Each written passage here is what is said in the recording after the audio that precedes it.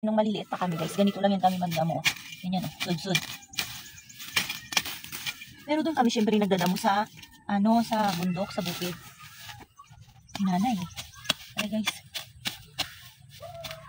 So, ganyan lang. Napakadali magdamo. Ito kasi guys, mga nakaraan, hindi namin siya nadamuhan ng gusto gawa ng sobrang daming langgam. Pero ngayon, wala na yung langgam kasi tag-init na.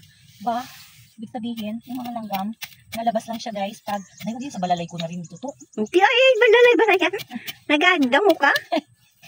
Kasi Sa damo mo yan? sa balalay ko na nakatutok. Yan yung camera. Hindi naman sa balalay. Guys, iba yung balalay siya. Nag-damo ka ikaw eh. Kasi nga, sobrang dami ng langgam. Madali lang siya guys. Madali lang siya damuhan. In short, madali lang magdamo pagka mayroon tayong gamit. Diba? Mabilis lang. Mabilis lang kasi yan siya mabilis lang siya kumapal. Kaya dapat, ayan, lagi siyang nadamuhan. Lalo pag tag-ulan. Akala mo laging